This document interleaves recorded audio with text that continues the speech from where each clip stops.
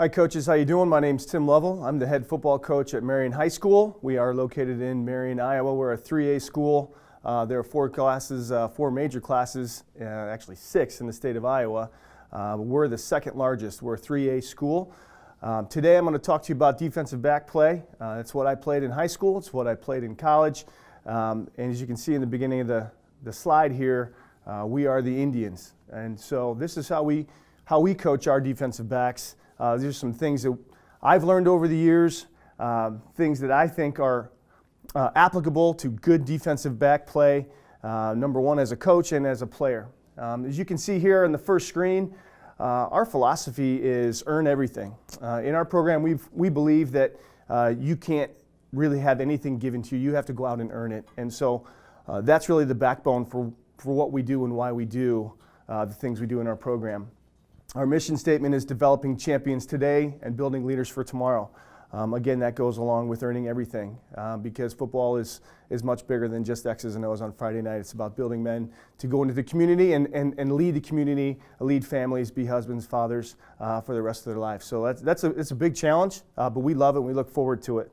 When I came into Marion 2 years ago as the head football coach, I had been at a larger high school in town, at Linn-Mar High School, for about 7 years. Both programs were kind of going through a little bit of a lull, and I thought it was important to establish some things that were non-negotiable in our program. So we developed the covenants of Marion football, and covenants are a little bit different than a promise. Covenant, you think of marriage, it's unbreakable. And so these are the things that we came in, we wanted our players to understand. These are the things we look for in our players, and this is what you need to do to help build our program back to that strong tradition and excellence they had. First one was be hungry and humble. As an athlete, are you always striving to do more than you can, right? And are you humble? Do you let people tell you the things that you're doing as opposed to you telling them? We would prefer our guys to let their actions do the talking. Support coaches and teammates. This goes for everything in our program, not only in the classroom but on the field, and in going along with embracing your role. Are you in a position that you want to be? Maybe not, but you need to support the people in that role that are ahead of you. You need to support your coaches' decisions, your teammates, in everything they do, as long as it's in line with our covenants. We before me, this is kind of a standard, I think, in a lot of programs that you see, but again, it gets to embracing your role, putting the team first, in everything that you do. The program is always bigger than an individual, and I've always believed that if you can get to that mindset where it doesn't matter what you're doing as an individual, if it's benefiting the team, it's benefiting everybody. Demand excellence. This gets to the classroom, it gets to the weight room, it gets to the practice field, it gets to the game field. In everything you're doing, are you demanding excellence of yourself? Are your teammates demanding excellence of themselves? And are you guys demanding it of each other? And along those same lines, are you accountable? Are you accountable to the work that you're doing? And the last one I think is most important. It's be unshakable. We all have situations in our life where things happen we don't expect. And you hear that E plus R equals O. That's the same thing. It's the event and response and an outcome. And are you unshakable in that environment? Are you down 21 points in the first quarter? Are you shutting down? Or are you jumping back on and saying, hey, let's get this thing rolling? It's a great covenant for our program, and to me, it's one of the most important ones that we have. So let's move into the defensive back play. Sorry for the quick diatribe on our program, but I think it's important to understand where we're coming from. And again, as I'm talking today, I hope you can take something with you. There are a lot of smart coaches out there. I'm honored at this opportunity to talk to you guys today because I know the coaching fraternity, particularly the high school level, is filled with guys who are so smart, so knowledgeable, and so passionate about this game. I hope I can add something that makes you a little bit better as a football coach today. So what makes a great defensive back, right? As a player, and as a coach, what are the things that I looked for and I tried to do? And I think this one is a fun one because you got to have some swag. You got to believe that you are the best. I always tell our guys, when you walk onto the field, in between those white lines, what's your mindset? And they always say, I'm the best. And whether they are or not, I honestly don't care. I want them to believe that. And so as a defensive back, you got to have that confidence. You got to have that swagger. You got to be tough physically and mentally. Receivers and defensive backs, you're on the outside. You're very visible. As a lineman, a linebacker, running back, sometimes a quarterback if you're under center, you can hide a little bit. Defensive backs and receivers, you don't have that luxury. We've never had that luxury. And more often than not, people who are uneducated about what you're doing from a football scheme standpoint always blame the defensive back or the receiver for not getting open or for letting a guy get beat deep. So you got to be able to respond. And you got to be really tough physically. You got to be able to tackle. You got to take on big tight ends, take on receivers. Your mindset is, I'm the best and I'm tough. Athletic and explosive. I think this goes without saying, but you've got to have guys that can move, guys that can catch the ball, guys that can get open, guys that can run with some of the best athletes on the other side of the field. And you don't have to be a 4-5 guy to be a great defensive back. If your technique is good, you can be a 4-7, 4-8, 4-9 kid and still be a great football player. And again, that comes down to scheme and coaches putting guys in positions to be successful. I always got really ticked off as a player when I would hear coaches talk about, we just put our worst tacklers, our worst athletes on at cornerback because we just had to fill a spot. That always rubbed me the wrong way, and it rubs me still wrong when I hear that, because I want our corners and free safeties to be some of the most physically and mentally tough players on the field. Intelligent, do you understand what you're doing? Do you know what you're doing, why you're doing it? And obviously as coaches, it's our job to convey that information to our defensive backs. But I want guys that know the game, and that comes twofold. Number one, coaches taking time to teach guys why they're doing what they're doing and have an understanding of how what they're doing fits into what the opponent is doing. And we've been really fortunate at Marion and at Linn-Mar to have some really strong, intelligent football players in the secondary. And again, I think this goes back to that last covenant we have: be unshakable. Defensive back, if you never got beat, you never played. If you've never got beat on a bomb, you never got beat on a fade, you never missed a tackle, you didn't play defensive back. It's guaranteed you're going to make a mistake at some point, quote unquote, have a failure. So you need to be unshakable. You need to come back to the huddle knowing that you're going to come back and get it better next time. Win. What's important now? All right. When we're talking stance, the biggest thing for me is where the feet are and where the body position is. You don't want a guy playing like a linebacker with his feet, just outside his hips. You want their feet inside. You want them inside their hips, and you want the stance staggered. Their weight needs to be forward. They need to be bent over at the waist, not too far, right? You don't want them to look like they're hunching over, flat to the ground. But you need to keep that weight forward, so when they're backpedaling and getting out of their stance, they can be in a good position. And it takes a lot of work, and it takes a lot of coaching to get guys to feel comfortable in that stance, because it's not necessarily a natural position, if you will. And lastly, you want to have your eyes on the QB most of the time if you're playing zone coverage. So that's the first thing we look for, is the stance, all right? And then going back to, I probably should have put this a little bit sooner, but defensive basics goes back to being intelligent.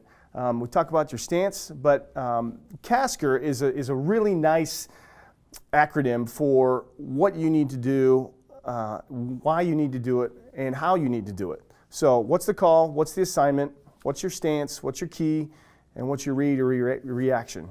And so I think it's important as a defensive back to understand all of those things, because when you see a kid jump out of the huddle, run to the sideline, or just do the numbers and he's covering receivers, he's got all those things in mind.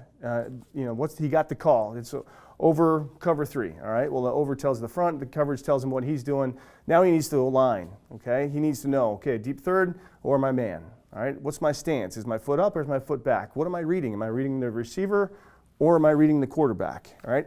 And then the ball snapped. How do I react? And so CASCR is a really nice way to anchor yourself, if you will, if you ever get into that position of, oh my gosh, what am I doing? What do I do now? And so always take a deep breath. I think that's really, really important. And we'll talk a little bit more about that later. Okay? From an alignment standpoint, the basic, most easy coverage is cover 3. It's a zone, deep third coverage. From my perspective, I teach our defensive backs to be 7 yards off, 1 yard outside, the most outside receiver. If the receiver happens to go outside the numbers, I say let him go. Because if they're going to be outside the numbers, 99% of the time he's taking you out of the play. They're going to run something the other way inside. If he is on the numbers, he'll probably do some type of fade, maybe a slant, something like that. But you don't ever need to align outside of that. It's pointless, particularly in a deep third coverage where you are getting depth, all right? If you are 7 by 1 and you want your eyes on the QB, the natural position for your stance obviously is to have your weight forward and then to have your inside foot back. That gives your body a natural tilt to keep your eyes on the QB. As a defensive back in cover 3, in zone coverage particularly, you want to get depth. You want to stay upfield and dominant. Those are 2 words that we talk about with our defensive backs. When I ask them, are you upfield and dominant, they should be able to tell me yes or no. And obviously, you can see that from watching film, but they've got to know I need to be as deep as the deepest man in my zone.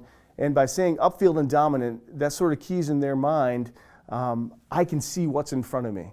I can see the play going on. I have good peripheral vision, feeling the defense or the receiver coming to me. I can see the quarterback. I can see if his hand comes off the ball to throw it.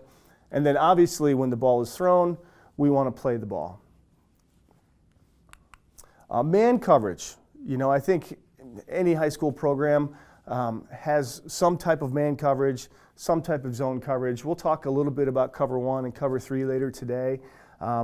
I was going to talk about cover 2. That to me is really a philosophy that I think you need to buy into as a staff. So I'm not going to go into the benefits and the negatives of cover 2. Cover 1 and cover 3 are the most typical coverages that you see a lot. You're starting to hear a little bit more about quarters coverage, and there's merit into all of these coverages. It just depends on what you believe.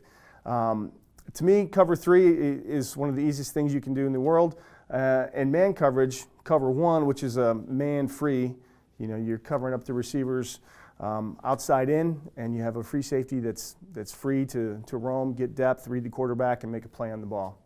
But the alignment for man coverage is a little different. You're going to be a little bit closer, and you're going to be on this inside eye. So if the receiver is on my left, on the outside, my left eye is going to be on his left eye.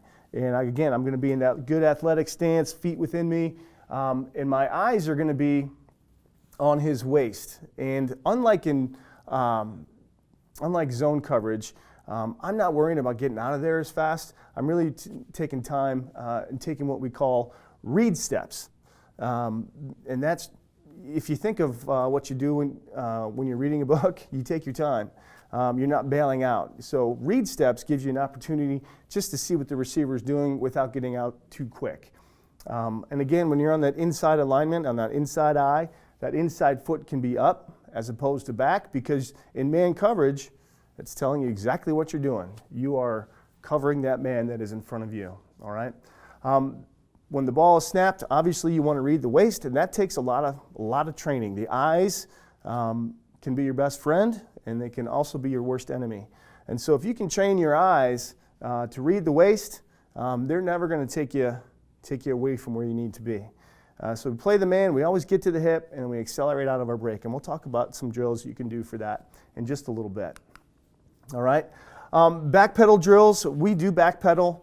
And every time we do some type of drill, we're always yelling pass, ball, and OSCE. I want our defensive backs to be excellent at using their voices and communicating.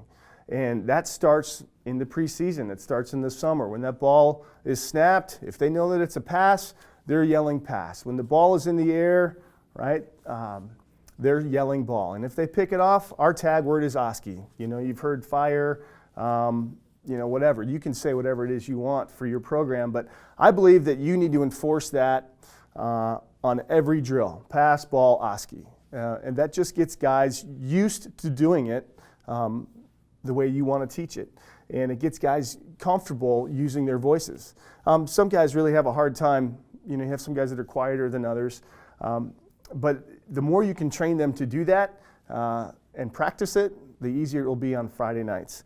So these are some drills that we do. And again, these are drills that work for us. We don't do them every day, but in the preseason, you can really start to get a lot of reps. In the summer, in Iowa, we can do some football drills.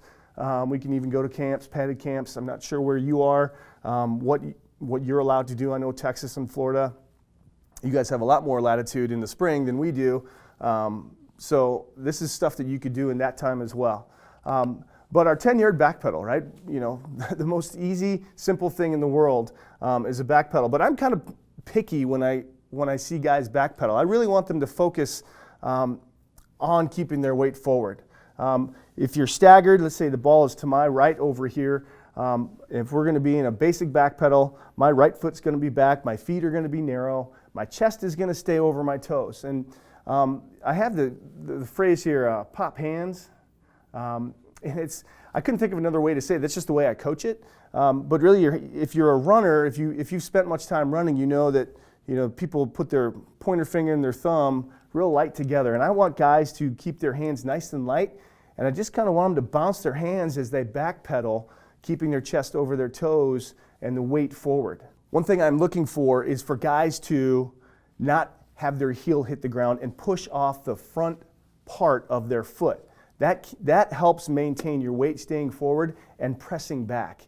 One thing I can't stand is when I see guys backpedaling with their heels on the ground and they're swinging at their elbows. To me, it just looks really choppy, really sloppy. When guys are in control, they're pushing off the front half of their foot with their hands just slightly bouncing. It tells me that guy's under control and he's relaxed and he's comfortable with what he's doing, and that takes time. So the more you can just get guys used to backpedaling, just 10 yards. It doesn't have to be a sprint.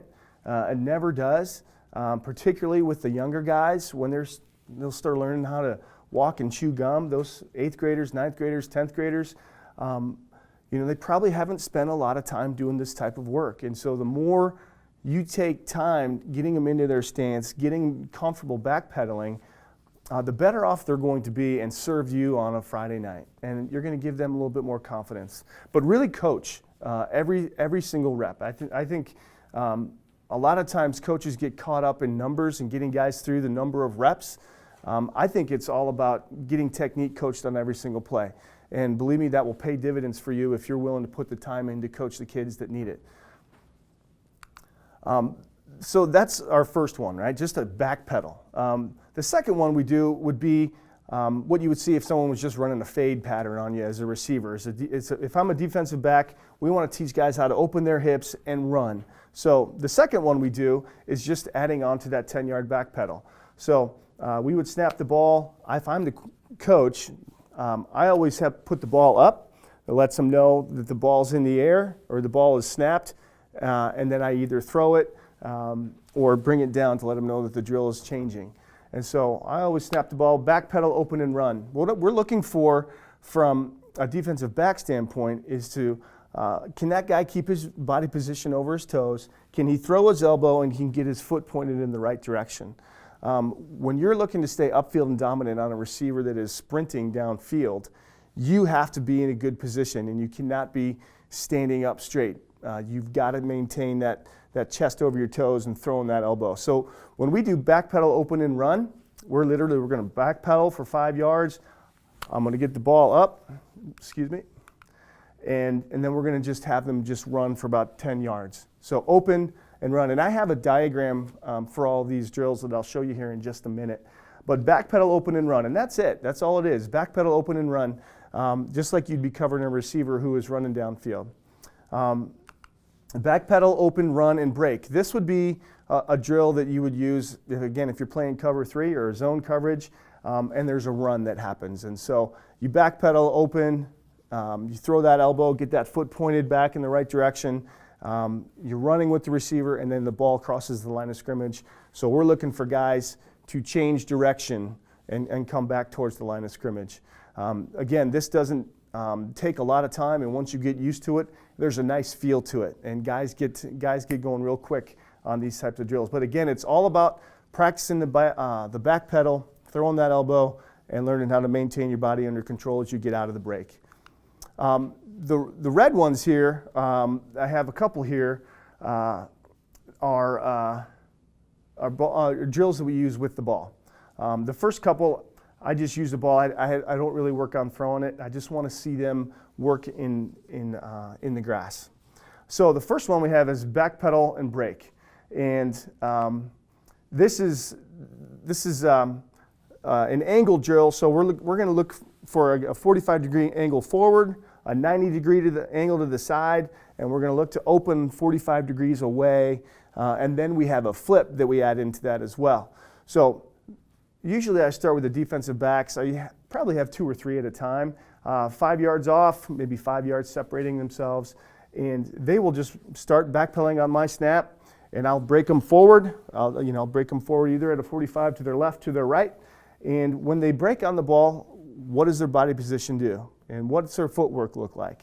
So if they're keeping their weight forward, they should be able to plant their back foot and make that T-step. If you're familiar with defensive back play, the T-step really is that drive foot that gets you going in the right direction. And again, it starts with keeping your feet underneath yourself and maintaining good body control. You're hearing a lot of discussion from me about maintaining body control, and it's so important to coach guys on keeping that chest over your toes. If guys are backpedaling and they're standing straight up, they've lost all momentum, and it makes it very, very challenging to make a play on a receiver or a ball if you can't get your body moving in the right direction. And that's what these drills are really designed to do.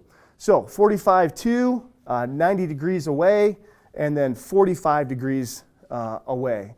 And that T-step, that drive step, is that angle that we're looking for. And so the 45-90-45 drill is a drill we use in pregame. We'll use the back pedal, we'll do the 45-90-45, and then we'll use the flip drill if we have time, and then a little contact. But the 45-90-45 really gets kids focused on getting going in the opposite direction that they're backpedaling. And I always throw a ball with this because I always want guys to work on catching the ball in this environment. And the more you can get a ball in your defensive back's hands, you always hear the joke, to catch the ball like a defensive back, or you got hands like a defensive back. That's why I didn't play receiver. You try to limit that stigma if you can. So the more you can get the ball in the hands of your guys that can make plays, the better off I think you're going to be. And then the last one here would be a 45 away and flip. So this is one that takes a little bit of time you have to get used to, and the purpose of this drill is if I'm doing a 45 away, so what I'm going to do is I'm going to backpedal 5, and if the coach breaks me to my right, I will open up at a 45 again, kind of having that T-step point in the direction I want to go. The flip really applies to a receiver who breaks off underneath you. If you're on top of a receiver, you're not going to have to do a flip. But if you turn up too quickly on a receiver who's running, let's say, a post corner, this is really where this would be appropriate, or he does an angle out that you didn't anticipate, the flip really works on you getting your head around, flipping that foot back around, and getting on top of the receiver. And you have to walk through it a few times because kids are backpedaling, they're opening, and then they're, okay, wait, do I do this? Do I open this way? The flip really keeps your body moving in a good momentum, and it's a really nice drill to have guys work on recovering to get to the receiver. That post corner route is a tough route to cover if you've not done it very often. And so I think the more you can drill kids in how do I get my body positioned around to feel like I can make a play on that ball, the better off you're going to be.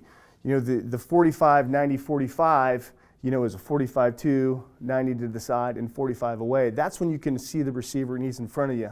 But the flip comes in when it's when the guy breaks off underneath you and you didn't anticipate that. So I would spend time doing that. That's a nice drill. All right, some more in-season drills that we take care of here. Partner pedal and break. This would be one that if you had more guys that you wanted to get reps in, and I'll show you again a diagram. So if me and my partner were here working together, we could be about a yard apart. The coach is going to get us backpedaling, and he's going to break us in one direction, either coming up at a 45 or a 90 or a 45 away. Whichever direction the ball goes, that's the guy that becomes the receiver. The other guy is the defensive back. And so if I'm backpedaling here and my partner, my teammate is right here, coach breaks us this way, I immediately become the receiver. This guy to my left becomes the defensive back. And so what we're looking for is, number one, working on getting a good break, getting your body in a good position to move to the ball. But then how do we break on the ball if this guy's the defensive back, right? Good defensive backs are taught to never make a play under the ball or go underneath unless they know they can make the play. And I think I can count on one hand the number of times you ask a kid who got beat, when he tried to go underneath, did you think you could make the play? 90% of the time they're going to say, yeah, I thought I could make the play. It's unfortunate that it doesn't happen that way. But this teaches you how, number one, if you can make a play on the ball with two hands, go ahead and do it, tuck it, and score. If you can't make a play on the ball, you can at least try to secure the tackler or the tackle with your upfield hand and work on breaking the ball or breaking the wrist of the receiver that's trying to catch the ball. So really it's just getting used to using your downfield and your upfield arm in the right way. And I think you can do that from both sides because it's good for defensive backs, particularly at a young age, to work on both directions, securing the tackle with their left hand, breaking with their right, and securing the tackle with their right and breaking with their left. This is a drill that you can do quite often. It's actually can get quite competitive, and that's what it's really all about. That's when it's fun. In phase and out of phase, you hear that a lot. In phase, really all that means is, are you running next to the receiver? And this is a drill, again, I'll show you here in just a second, but if I'm the receiver, as soon as I put my hands up, the defensive back, what we're looking for you to do is put your hands up through the hands and prevent the ball from coming into the receiver's body. And this doesn't have to be a full speed drill by any means. You can just have a receiver who has a ball, and 5 yards, he puts the ball up. The defensive back immediately puts his hand in and tries to strip that ball out. Okay, and that applies to training your body, training your eyes to react when the receiver reacts. So if you're running next to a guy and you're in man coverage, we don't want you turning back and looking for the ball because that just creates separation from the receiver. When he puts his hands up like he's going to catch, that's when you can go to look for the ball. And then if he is going to catch the ball or try to, this really works on separating the ball from the receiver, which is what you want. The out of phase, this is one that most defensive backs don't want to have happen to them, but if a guy gets behind you, if he's a couple yards in front of you as the defensive backs, you're considered to be out of phase. So to start this drill, you'd be a couple yards behind the receiver, sprint to get in phase with that guy, and then once his hands go up, then you can put your hand through his hands and try to strip that ball. Again, the receiver can start with the ball. This doesn't need to, again, be one of those, max 100%, 30 yards down the field. What we're looking for is we're looking for guys to get to that hip on that receiver and make a play on the ball. One thing that you really want to work on in this in-phase drill, I think that's really important, is to get guys to feel the receiver next to them while they are running with them. So one of two things you can do, right? You can kind of keep your hand on the guy's hip, the receiver's hip, or you can work the hand. And that's really frustrating, but it takes practice because if you get out of phase, you can look like you're actually grabbing for the receiver's hand and get called for defensive holding or interference. So this in-phase drill would be a really good time to work on trying to work the hand, get your hand to the hip, and then go on and break the ball. So if you're going to work the hand, if a receiver is running and he has a defensive back who's constantly slapping his wrist, it prevents them from working at full speed. But if you're out of phase and you have a receiver, or you're behind the receiver and you're reaching for his wrist and grabbing, it can make it look awkward and it can put you in a bad position and get you called for a penalty. So in phase, out of phase, really start to train your guys to feel that receiver and work with them as they're going through the drill. Some more things continued. This is a drill that we do probably once a week once we get into the season.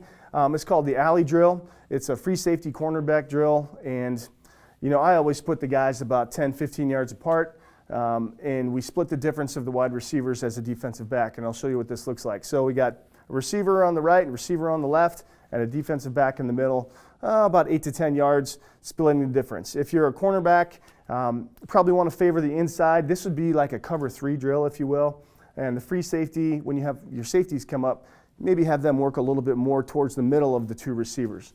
And the reason I say you have the cornerback favor the inside receiver, because if you have a quarterback over here, you got 2 receivers here, the throw to the outside receiver is a longer throw. And the easier throw is up the seam. You know that's the biggest cover 3 beater is 4 verts. And so if your corner is favoring the inside receiver, it's a little bit, it puts him in a little bit better position to break on that inside seam route.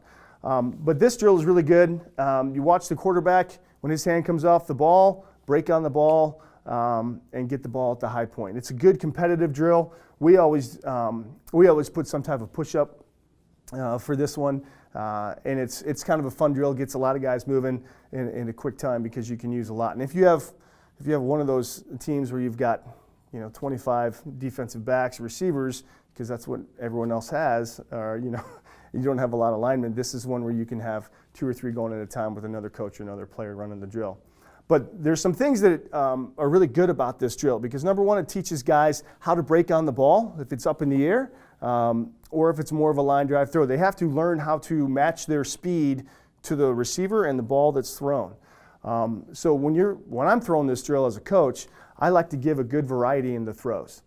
Sometimes I'll throw that back shoulder, sometimes I'll throw it high into the outside, sometimes I'll throw that seam route. I think it's important for you to be consistent as the coach on where you stand in this drill. I would prefer you to stand just like you would if there was the line of scrimmage and the snap from a center compared to where those receivers are. So the defensive backs can get used to seeing the ball thrown from the appropriate point of release. I hope that makes sense.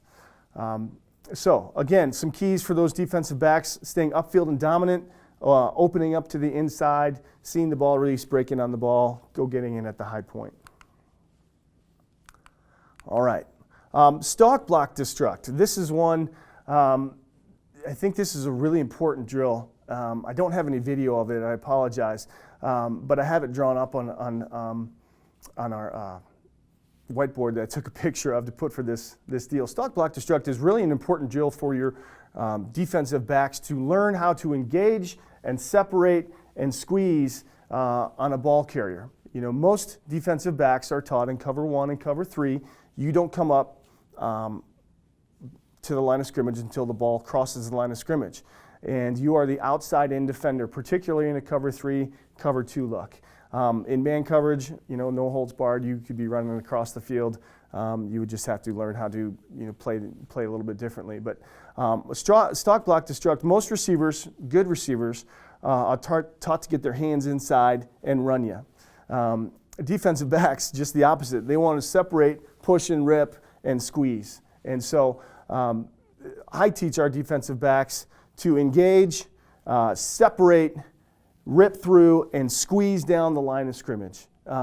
Because if you just let that receiver get into you and move you out, you are just creating an alley or a lane for that ball carrier to run through. And so it's really good to learn how to be physical, separate, and then squeeze that lane to make it more difficult for the running back to get either into the lane or get out to the outside. We want our guys to stay square. So some key points that we talk about is that it works on outside leverage for your cornerbacks.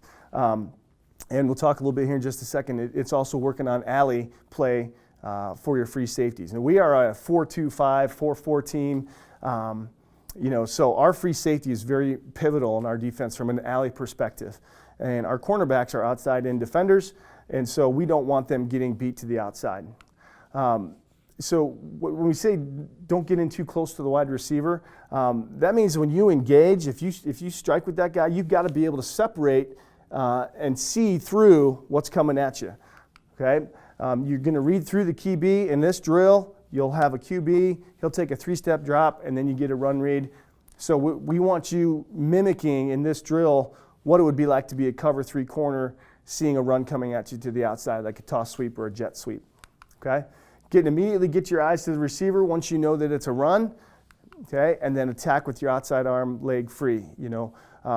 The biggest thing that's most frustrating as a coach is to see your defensive back get hooked to the outside. So attacking with your outside arm, outside leg free. If I'm seeing the run coming from my left here, I do not want the right side of me getting hooked at all. And so things that you can coach on are, number one, is your guy staying square to the line of scrimmage.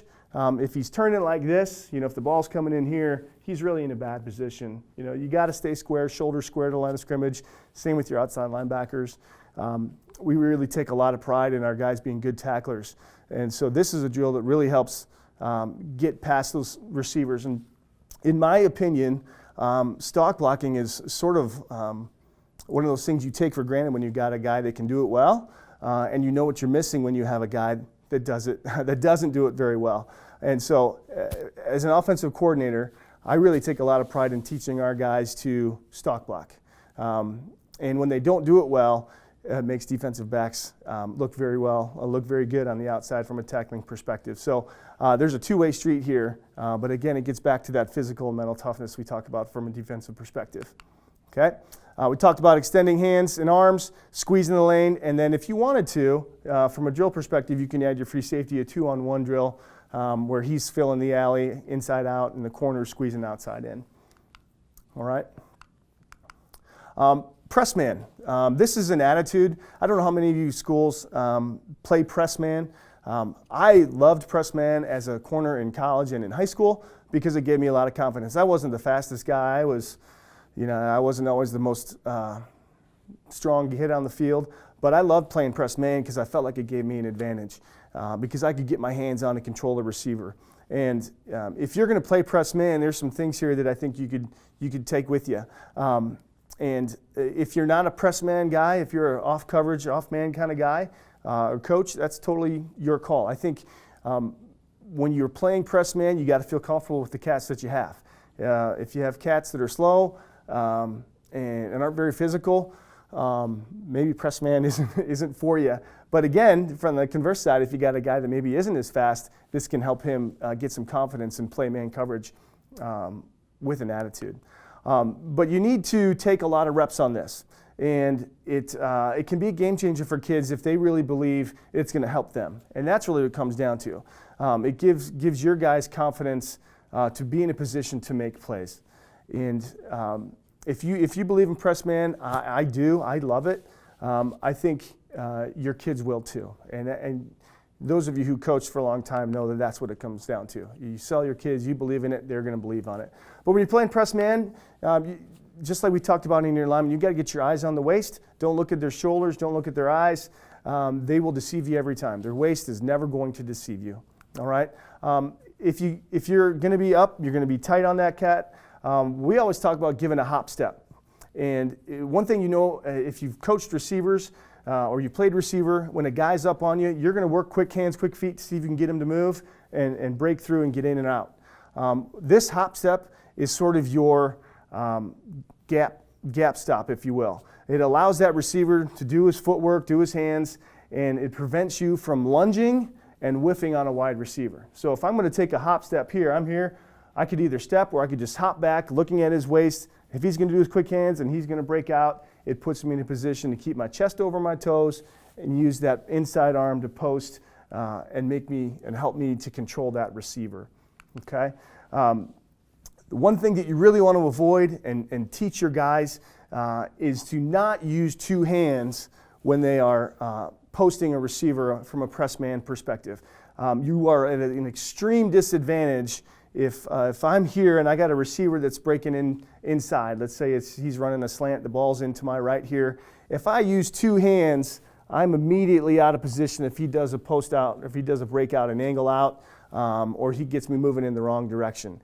If I can post with my inside hand here, I can stay on top of his upfield shoulder, and still be in a position to control the receiver.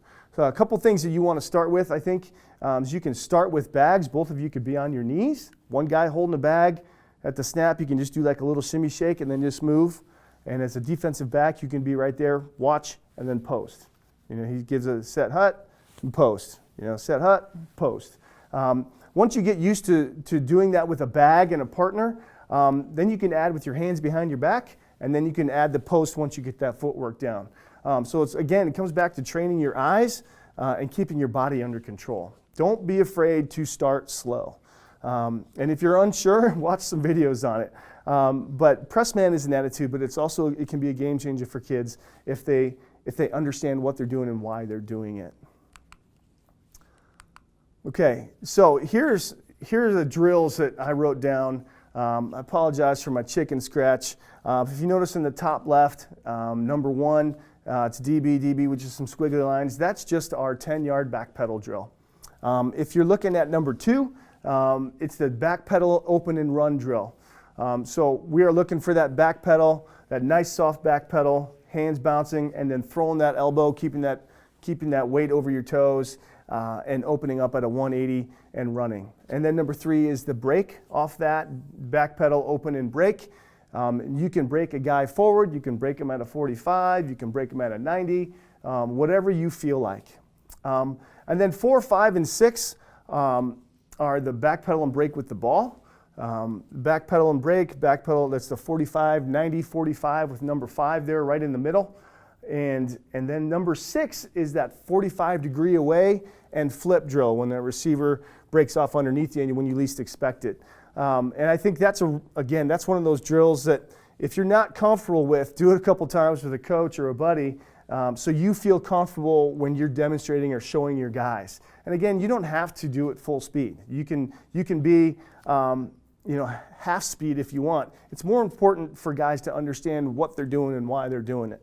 Number 7 and 8 and 9 are the partner defensive back drills that we talked about. Number 7 is the one receiver becoming, or the one defensive back becoming the receiver, and the second one working on breaking the downfield arm on the ball and securing the tackle with the upfield arm. Number 8 is our in-phase drill, and it looks again just like the number 1 drill, so I apologize for that. My artwork is not phenomenal. But then number 9 is the out-of-phase drill where you start 2 yards behind, working on getting to that hip. Number 10, right here on the right side of the screen, is our alley drill. And I actually drew the coach in the wrong spot on this one, so I apologize for that. I was running out of space on my board. You can see there's a lot of chicken scratch on that board that gets erased. But that's really the alley drill, getting depth, staying upfield and dominant, reading the quarterback's eyes. When his hand comes off the ball, that defensive back takes a good upfield angle on where that ball is going to be. And then number 11 is our press man drill. I think you can kind of see I used red for the defensive back, and that's really just working on posting, running with the hip, and then having that receiver cross back over. And again, all we're doing on that drill is working on posting with the inside arm on the hip or the shoulder of the receiver that's in front of us. We're just working on controlling that guy. Obviously once you get downfield, you can't make that type of contact. But on the snap, that's a really nice drill to get your guys used to posting with the correct arm, correct hand, and getting their eyes trained to the guy's hips. Again, any type of man coverage, you do not want to have your guys looking at the eyes. And then number 12 is the stalk block. You can see that there's a running back on the top right there above number 12, and the cornerback is working outside in, free safety. I just added that in there. I know some guys are visual and can see it, or they understand it when they see it. Some guys can hear it and they process it. So this is why I put this out here. Apologize I didn't have any of this stuff videotaped for you. This is a little bit of a last-minute deal for me, but it's great. I hope this stuff helps you out. Tackling, we talked about being physically and mentally tough. I'm going to take 1 second here and I'm going to get a water break. All right, tackling. We teach the rugby tackle, been doing it here, about 5-6 years. Coach Forsyth, the head coach of Linmar, when I was there, asked us to put this in. We got it from Pete Carroll, and we've really progressed through it and saw some really great things. Number 1, it's made us a better team tackling, gives us a lot more confidence and teaches us a couple things that are really important, particularly from a secondary perspective. There are 3 things that I always teach our guys, and you could do a 45-minute video on just the rugby tackle, so I'm not going to bore you with the details on that. But the 3 things that we talk about are eyes to the thighs, wrap and squeeze, and drive for 5. And when we have our guys drive for 5, I always make them count it out loud. 1, 2, 3, 4, 5. And it sounds really kind of stupid, and they have to get out of their own comfort zone when they start talking about screaming out the numbers 1, 2, 3, 4, 5. But I want them to consciously be aware when we make contact, the biggest reason guys lose tackles is because they stop their feet on contact. So drive for 5, saying it out loud while they're tackling the guy, helps ingrain in them they need to run their feet on contact. So we'll do this in the preseason. We always start on our knees. We just work on eyes to thighs, wrap and squeeze, and we add the drive for 5 when we do this angle tackle here. We're about 5 yards apart with a cone, about a 45-degree angle. We call it live. It's not really live. We do have helmets on and mouthpieces in, but you don't have to have pads on for this type of drill. It's a low-key drill, but all we're doing is looking at getting our eyes to the thighs. If this guy's running at a 45-degree angle in front of me, I'm tracking his near hip. I get my eyes to the thighs, I wrap and squeeze, and I drive for 5. And you don't have to have pads on. If you're going to do it like this, though, I would encourage you to make sure guys are away from the drill so you don't have anybody getting taken down into anybody else.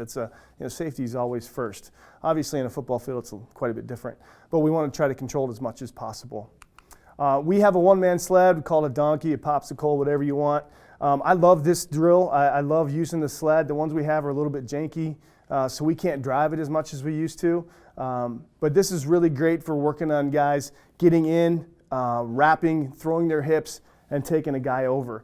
And so that's what we will do with it. We'll drive, if we can, take it over, and then once it's down, I'll either throw a ball in the air or throw it on the ground. I got that from my coach in college, Brent Sands, who's the defensive coordinator over at Solon. It's just a great drill to reinforce hips and leverage and using your head to help with tackling over, with the shoulder. We're never obviously hitting the tackle or the tackling dummy with our head. We're using our shoulder, but our head helps with leverage. The two-man, actually this is a three-man, 2v1 strike and strip. I love this drill because we always talk about trying to force turnovers in the secondary. And I think this drill really reinforces the importance of the first guy striking the ball carrier, and if that guy's still up and the whistle hasn't blown, the second man coming in and stripping the ball. So what that looks like, if I'm the ball carrier, there's a defender out in front of me. Actually, there's two defenders out in front of me. I'm going to have the ball in my right hand first, just for the sake of the drill. I got a defender over here, and I got a defender over here. I will have the ball carrier just jog forward. The first guy is going to make contact, like he's coming from the side. He's not going to take him down, but he's going to get a good thud. And as soon as he makes that contact, the second guy is going to come in and try to strip that ball. He's either going to try to rip it out, or he's going to try to punch it out underneath. And I will sometimes let him go 6, 7, 8, 9 seconds, drag it down to the ground until I blow the whistle. The biggest thing there is getting guys to learn to work to the whistle. And I think that's the most important piece when you're trying to force turnovers on defense. And you get competitive with it. And some guys, when they give up right away, I make them do it again because I want them to understand the importance of fighting for it and earning those turnovers, if you will. All right, coverage basics. I'm not going to spend a lot of time going over this stuff. I just thought it was good just to touch on it. I don't want to insult anybody's intelligence here. Coaches, particularly those of you that have been doing this for a long time. But if you're a new coach and you're kind of wondering, why would I run a cover 3 or cover 1?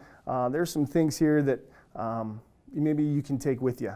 And cover 3, it is 3 deep zone defenders, 4 underneath defenders. So you got 3 deep defenders, 2 corners, and a free safety. We play this coverage usually a little longer situations. The corners and the frees are each responsible for a third. In high school, it's nice and even from the hashes.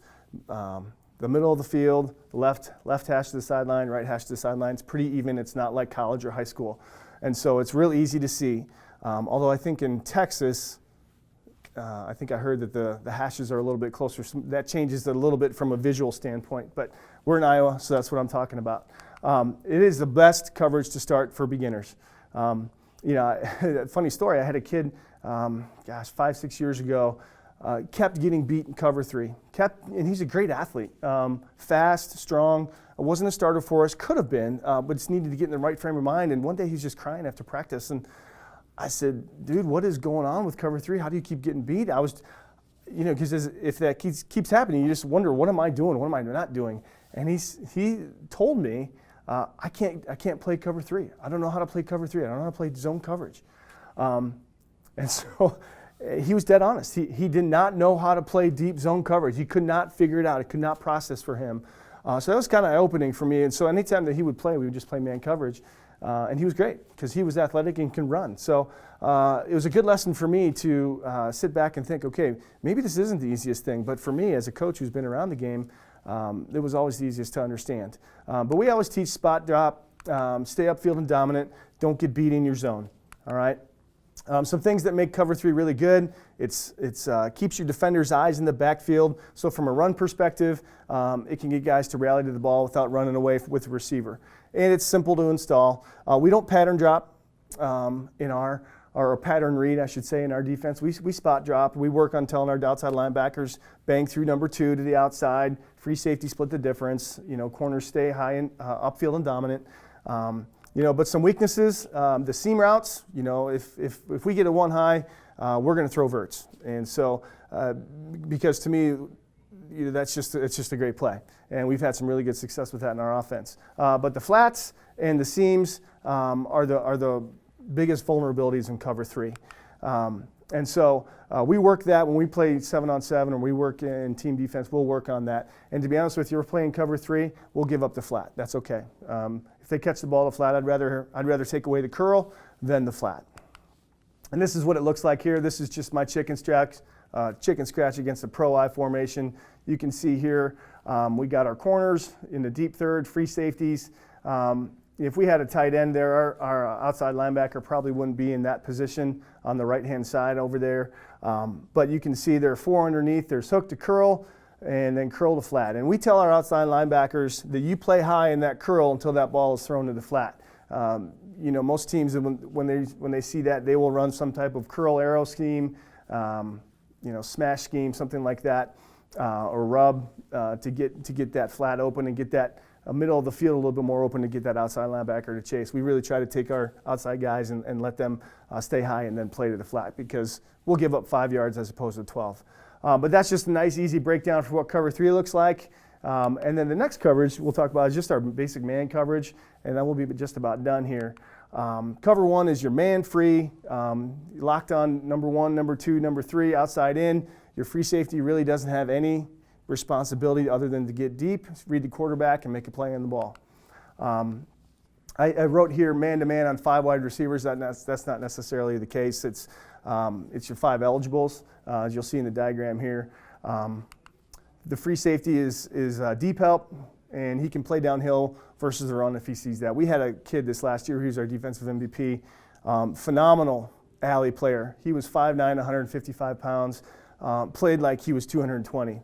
Led the district in tackles. He had a great ability to play this type of coverage, and he could read real quick. Obviously, he was a 2-year starter for us, so that really helped him. But he could play downhill in this type of coverage, and he was our great alley guy for us. But if you're looking from an outside-in perspective, corner's always got the most outside guy, number 1 receiver. Your outside linebacker, strong safety is always taking number 2. And a linebacker would take number 3 or the quarterback, depending on how that guy lines up. The strengths, it limits breakdown and coverage because everybody knows who they have. It's easy to install, and you can bring 5-man pressures if you want. If you're going to bring 6 or more, you'd probably want to play like a cover 0. But things that you can get messed up in would be a breakdown in coverage. A guy falls down, guy doesn't know who he's covering, or mismatches. You might get a linebacker on a fast running back, or maybe not as fast strong safety on a slot who you have in there as a really good athlete. And a lot of teams, from an offensive perspective, will try to mismatch guys. So be aware of that, but also be ready to rep it. If you're going to run cover 1, make sure your guys know what they're doing and how they're doing it. This is what a diagram would look like. We talk about outside in. Corner's got the number 1 receiver. The backer on the left has, this just be like a twins open look. Backer has number 2 on the left. There is no set number 2 receiver on the right-hand side over here. So he would have the back coming out his way, and then the middle backers would be responsible for the number 3, which is the fullback in this situation. Free safety is deep help, middle reading quarterback's eyes. So that's about it. That's about all I got. I just wanted to leave you with a couple points. Again, I'm honored that you've taken the time to listen to this. I probably rambled more than you care to listen to at this point, but if I could just leave you with some things that I've learned and been taught over the years, keep it simple. I threw a lot of drills at you, but keep it simple. Don't have 100 drills and make your guys learn how to do 100 different drills. Decide on a few things that you want to do. Obviously, variety is good. It's nice to keep kids fresh and engaged. But have the drills translate to what you're trying to do from a defensive perspective, and be enthusiastic. Teach your guys with confidence. You have forgotten more football than they know, and that's more apparent today than I can ever remember. I don't know a lot of kids that just sit down and watch football anymore, and so they don't know football like you do. And don't be afraid to teach guys with confidence, and don't be afraid to say, I don't know. I think as coaches, we tend to have a high ego, high pride, and sometimes the best answer is, I don't know, but I'll get the answer for you. And you'd be surprised the amount of respect you get from kids when they know that you're on their side. Get great at the basics. So, look for the little basic fundamentals. Teach that to your guys. And again, football, I think, while we have so many great resources and great minds, some of the best things that coaches can do is just keep it simple for their guys. Give them less to think about and focus on a few things to get really great at. This one was taught to me when I got back into high school really well. I coach every rep, every player. Your guys deserve it. And high school, especially when you don't have the choice of the Jimmies and the Joes, somebody gets hurt, it's that next man in. And so you better be ready and prepared to answer for if a guy doesn't know what he's doing. And so if he doesn't know it, it's your fault. And so coach every rep, coach every guy, and practice fast and love your guys and fight for your guys. I think if you can start with love and end with love with your players, and they know that everything you do funnels around them and your desire for them to be their best, and at the end of the day, no matter what happens, you're going to put your arm around their shoulder and you're going to tell them you love them, things are going to go really well for you. And so that's my contact information. I'm honored you took the time to listen to me talk about defensive backs. I probably went on longer than I should have. Thanks to Coach Albaugh for letting me come in here today. God bless. My contact information is there, so let me know if I can help you out at all. Have a great day.